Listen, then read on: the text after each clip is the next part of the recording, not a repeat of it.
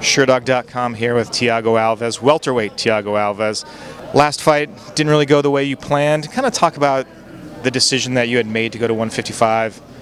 I talked to you earlier that week. You felt confident that you were going to be able to make that weigh-in day. Came in, the weight didn't seem to come off. Do you feel like it affected your performance? Absolutely. I mean, the whole UFC 205 experience was great into Thursday. And on Thursday, everything went wrong.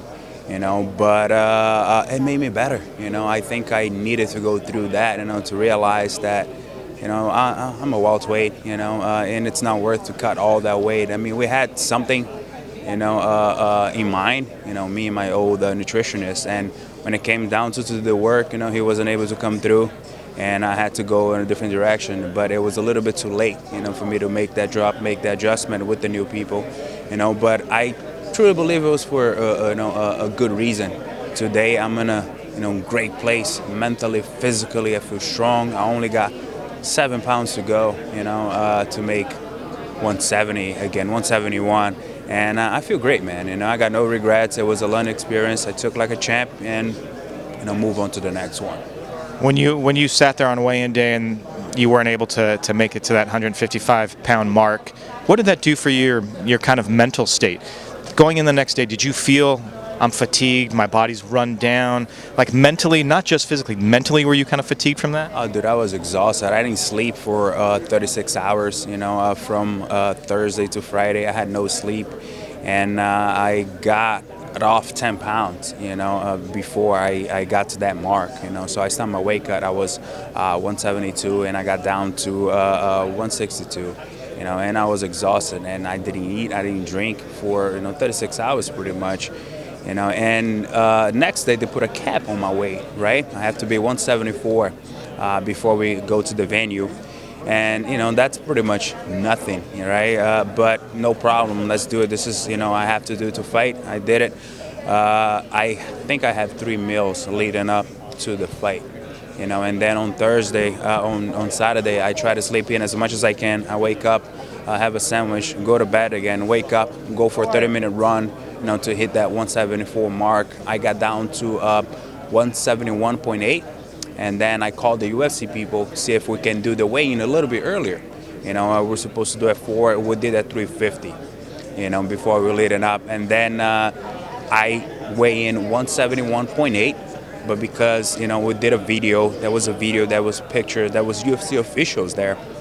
But because there was nobody from Miller's camp, I go back up to hydrate. It's like, you got to stop eating and drinking. I said, what do you mean? I just weigh myself. Like, you can't, because there was nobody from Miller's camp there. So, literally, we go to the venue, I'm not eating, I'm not drinking.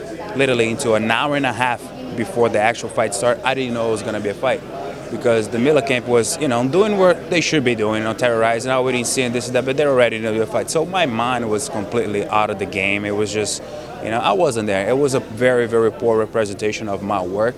But again, it made me stronger. If I was able to compete, 15 minutes dehydrated, I did the USADA test. I said, dude, you're 35% hydrated right now. Are you okay? I said, yeah, I'm fine. Let's do this. But again, it made me tough. It made me stronger. It put me in this place that I am today, And I won't take anything back. The people that are gone are gone. I'm happy they're gone. And I'm ready to see, what I can do again at welterweight. I know what I can do, but I'm ready to see with this new attitude, how much damage I can do it again. How quickly did you decide that you were going to go back up to welterweight? Was there anything maybe that following week after the fight that you're like, oh, maybe if I would have done this differently? Like, was there a thought for you that maybe I try at lightweight? Absolutely, dude. I was set, in my mind. You know what? Because I like to see things through. I said that this is, I have to make 156. So I planned with Perfecting Athletes, to do a test cut and show the UFC that I can make weight and everything, And then a month goes by and we're on target and everything. And I'm a new dad now, I have, he's 8 months now, he was probably 5 months at the time, I wasn't able to enjoy, my family, enjoy the life that I love, I love being a fighter. I've been in UFC for 11, almost 12 years now, and it wasn't enjoyable because of the wake up, because of the decision that I made, that doesn't really make sense, because the money's still going to be the same, but the work, it's going to be a lot more. And the fighters at 155, they're as talented, if not more talented, more complete than most guys at 170. You know, so it was just, you know what? Fuck this. I'm gonna enjoy this. I'm gonna have fun. I've been one of the best welterweights my whole career. I got myself out of the rankings twice.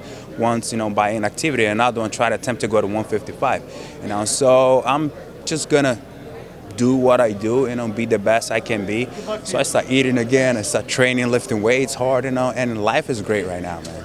Are you still in the title hunt? Is that still a big goal for you? Absolutely, you know. If I don't have that title in my mind, it makes no reason for me to be competing as an athlete. You know, I think that's what keeps me, you know, on top of my game. You know, I think a win over him is just going to put me right back, you know, where I was. You know, I left the rankings, I think it was 14, 13, I don't even remember. It's been a while ago. But, you know, I not overlooking him at all. You know, after I get done with you know, Cote, I definitely want to be, you know, my next fight will be a top 10, something like that. Not to give up anything on any of your training partners, but you've trained with the last two welterweight champions in your gym. Yep. What is that experience like? Is there any kind of weirdness that, like, hey, you know, every fight that I go out there, I'm trying to work up, climb that ladder to fight you? It's great, you know. We're very competitive individuals. You know, it's just the nature of the business. You know, we're grown men with family. You know, we understand this is our job. This is how we make money. You know, we love each other and everything, but if we're fighting for that belt, you know, all the love goes aside. There's no emotion. It's just business. You know, it's just two animals, you know, locked in a cage and try to, you know, finish each other. So it's good, you know. At the same time, you know, it keeps things in perspective. You know, I've been training with those guys forever, and why am I gonna go to welterweight if I do so well against them in training? You know, so it's really rewarding, you know, in one way, and it keeps you honest. You know, it keeps you on your toes. You never slack. You know, that's not an easy day inside an American top team because all the guys that we have. So that definitely keeps you motivated. Talk about this matchup with Patrick Cote from a technical standpoint. How do you see this playing out? Where do you feel like you're going to be strongest? Where do you need to keep this fight? Or doesn't matter? Do you think you feel like you beat him everywhere? I'm prepared, you know. I'm super prepared. Like right after, you know, my last fight, I was just back in the gym right away because I had revenge. I had redemption in my mind, you know. And they offered me 4 opponents before, you know, they gave me Cote. And I said, dude, just give me a face, you know, just give me a body. I don't care who it is. I'm super prepared. You know, I think if I impose my game, you know, I'm superior everywhere. You know, I'm definitely quicker. You know, the only thing I don't like he has better than me is its hair. You know, his hair is phenomenal. You know, but I'll make sure I'll make him pay for that.